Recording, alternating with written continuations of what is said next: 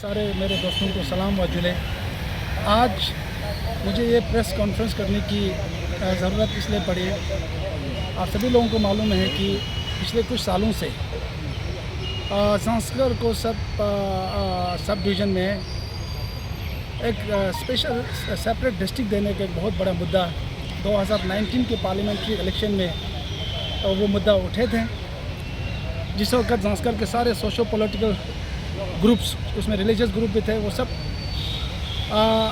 अप्रैल के महीने में जो है ना हमने एक मीटिंग करवाया था करशा गांव के कम्युनिटी हॉल में। वहाँ पे संस्कर बुद्धि association, Zanskar Gonpa association, national conference, BJP, NC, Congress, सारे पॉलिटिकल ग्रुप थे। वहाँ पे एक चीज़ डिसीजन हुआ था कि सेंट्रल में जो नेशनल डेमोक्रेटिक अलायंस की गवर्नमेंट को देखते हुए या उनके आने वाले फ्यूचर की उसको देखते हुए हम सभी लोगों ने एक डिसीजन लिया था कि तब का इलेक्शन 2019 के पार्लियामेंट इलेक्शन जो है ना वो भारतीय जनता पार्टी के कैंडिडेट को सपोर्ट किया जाएगा। सारे संस्कर एक मिल के पॉलिटिकल कोई वो पॉलिटिकल बाकी चीज़ों मुद्दों को बाहर रखे और उन्हीं चीज़ों पे आगे चलते हुए मैं जो कि नेशनल कॉन्फ्रेंस के मैंडेट पे हिल काउंसिल करगिल में एज इसी काम कर रहा था और आज भी मैं कर रहा हूँ। हम लोगों ने संस्कर के सिर्फ एक और इशू डिस्ट्रिक्ट को लेके हमने प्रेजेंट इनकम्बेंट एमपी जमजम सिंह नमग्याल को वोट दिया और अब सभी लोगों को मालूम है कि संस्कर से 90% से एबो जो वोट एक ही पार्टी को आए थे। 3 साल तक, बीते हुए 4 साल तक वहाँ के लोकल लीडर्स, जिसमें हमारे 4 कॉन्स्टिट्यूंसी के काउंसलर्स हैं, उसने लोगों को इतना बेवकूफ़ बनाया।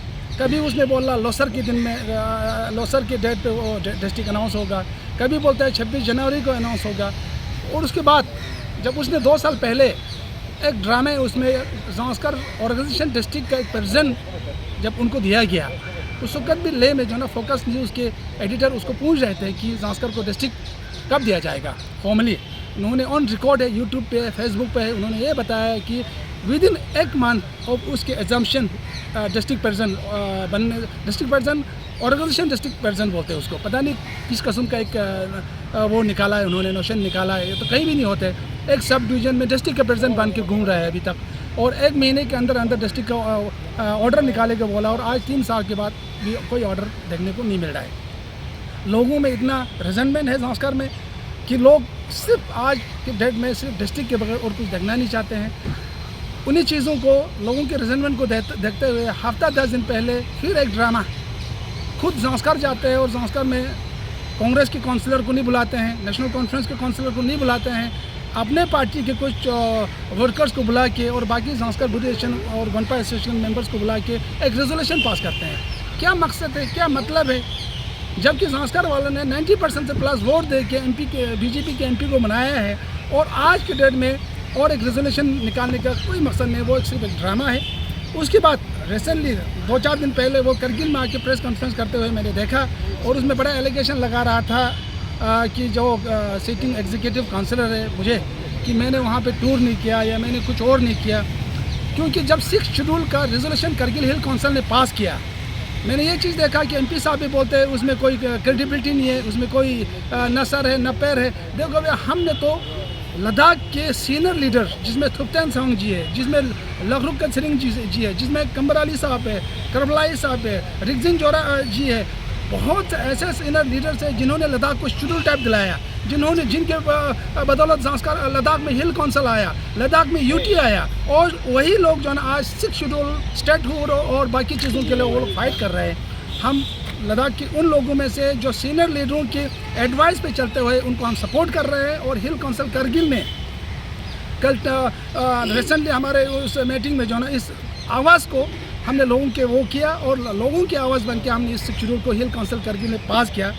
ज़रूरी नहीं है कि वो हिल काउंसिल करगिल का वो जो है ना कोई ऑफिशियल उसमें हो ना हो, लेकिन लोगों की आवाज़ को हमें आगे पहुंचाना था, वो हमने पास करवा दिया और 6 शेड्यूल करगिल से उभरता हुआ आवाज़ बन के निकला हुआ है, लद्दाख से उभरता हुआ आवाज़ बन के निकला हुआ है और लद्दाख के सारे सीनियर लीडर जो है ना उसमें उनका एक बहुत बड़ा कोशिश है कि लद्दाख को जो है ना 6 शेड्यूल या यूटी विद लेजिस्लेचर या स्टेटहुड, वो दोनों एक ही सेम है।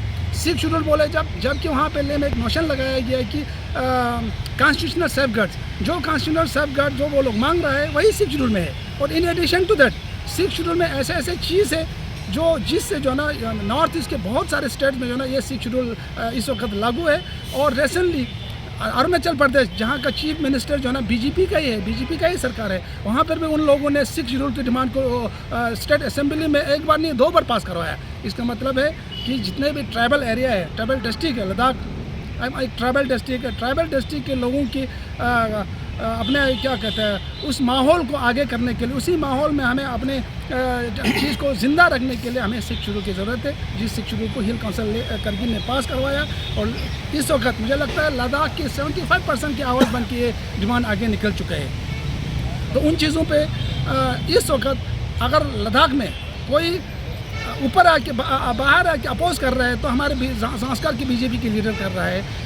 चंद लोगों का, कुछ लोगों का, सरपंच लोगों का जो उनके उसमें है अपने बीजेपी के सर्कल में, उन लोगों का एक रेजोल्यूशन पास करके वो बोलता है कुछ चीज़ों पे वो लोग एतराज़ कर रहे हैं। जबकि लद्दाख में लेह में 97 सरपंच, करगिल में 97 सरपंच, जब वो 15 सरपंच लेके वो इस तरह की अगेंस्ट कर रहे हैं तो कहाँ पहुँचेगा। रहा संस्कार की डेवलपमेंटल सीनरियो का बात, 2008 से लेकर आज तक, आज 2022 तक संस्कार की हर चीज़ में जो ना हमारा एक इंटरवेंशन रहा है। यूनियन टेरिटरी से पहले 2019 से पहले की बात करता हूँ, संस्कार और करगिल डिस्ट्रिक्ट के अगर हम कंपैरिजन में देखा जाएगा बाकी सब डिवीज़न के, संस्कार में एक संस्कार डेवलपमेंट अथॉरिटी है, वो 3 ब्लॉक को देखते हैं। करगिल में एक करगिल डेवलपमेंट अथॉरिटी है, वो 12 ब्लॉक को देखते हैं। संस्कार में कृषि विज्ञान केंद्र है 3 ब्लॉक के लिए। संस्कार में उसी तरह गवर्नमेंट मॉडल डिग्री कॉलेज है, जब करगिल में भी एक था, संस्कार में भी एक था। इस किस्म के ऐसे इंस्टीट्यूशन है जो जिसको डिस्ट्रिक्ट करगिल में एक और संस्कार में एक है।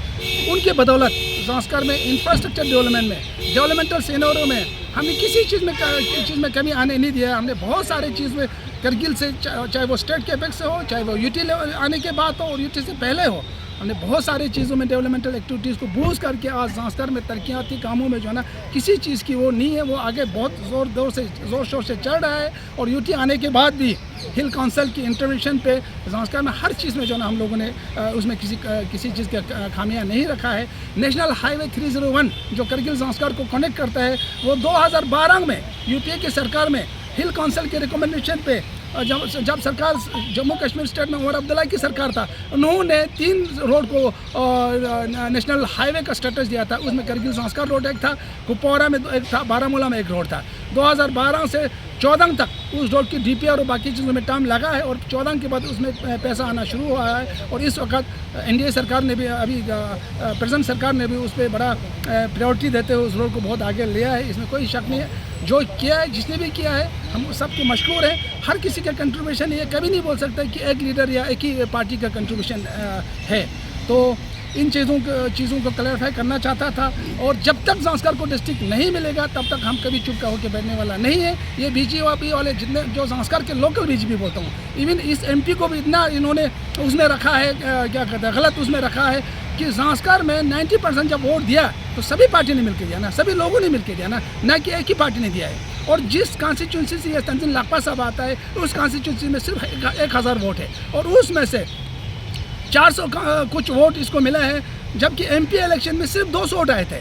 230 कुछ वोट संस्कार से एमपी को, इनकम्बेंट एमपी जमयांग को साहब को आए थे। बाकी 2 कॉन्स्टिट्यूंसी, एक कॉन्स्टिट्यूंसी नेशनल कॉन्फ्रेंस रिप्रेजेंट करता है पादुम और दूसरा कॉन्स्टिट्यूंसी संस्कार में इंडियन नेशनल कांग्रेस के काउंसिलर से, उन कॉन्स्टिट्यूंसी में से 7000 कुछ वोट आते हैं। तो ऐसा नहीं है कि किसी ने कुछ नहीं किया। इस डिस्ट्रिक्ट के लिए हमने सब कुछ दावे पे लगाया पिछले बीते हुए पार्लियामेंट्री इलेक्शन में। और हम चाहते हैं कि with in time hill council election के आने से पहले संस्कार को डिस्ट्रिक्ट का दर्जा इन लोगों को, जैसे वो इन लोगों को वो अनाउंस करना पड़ेगा।